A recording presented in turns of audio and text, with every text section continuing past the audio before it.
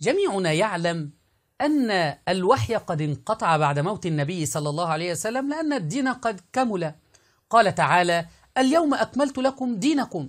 وأيضا نلزم الشيعة الذين يقولون بأن الوحي ما زال مستمر بعد موت النبي صلى الله عليه وسلم بالحديث اللي بيستدلوا به دائما علينا، وهو أنت مني بمنزلة هارون من موسى إلا أنه لا نبي بعدي.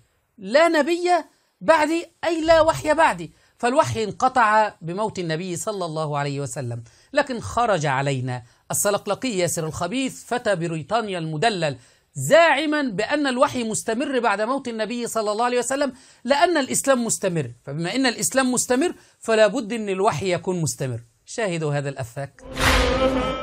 لا يجوز الإنسان هكذا كلمات أهل البيت ونصوصهم يضربها عرض الجدار. أهل البيت أثبتوا الوحي، وأن الوحي مستمر إلى يوم القيامة، وما عندنا هاي نظرية المخالفين. هذه نظرية انقطاع السماء عن الأرض، هذه نظرية للمخالفين الذين يريدون إيقاف الدين الإسلامي. الدين الإسلامي لأنه مستمر فإذا يقتضي ذلك استمرار الوحي.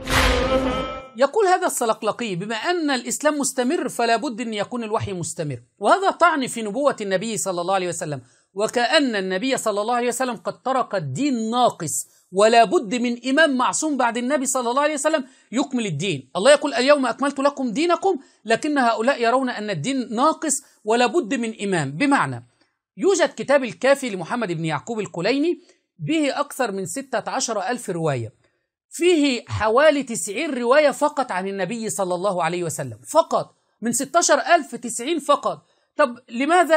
لأنهم لا يريدون النبي صلى الله عليه وسلم. بقية الروايات يقولون عن الآئمة المعصومين عندهم، ومعظمها عن جعفر الصادق. يعني إحنا كنا نحتاج النبي صلى الله عليه وسلم 23 سنة فقط وقت نبوة النبي صلى الله عليه وسلم، وبعد ذلك لا نريدك يا محمد. عندنا الإمام علي، الإمام الحسن، الإمام الحسين، وعندنا الباقر والصادق والجواد والرضا، هؤلاء الأئمة الاثني عشر نأخذ منهم الدين. فلذلك القول بأن الوحي ما زال ينزل بعد موت النبي صلى الله عليه وسلم، أي وكأن النبي صلى الله عليه وسلم ترك الدين ناقص، ولا بد من أحد يكمل لنا هذا الدين.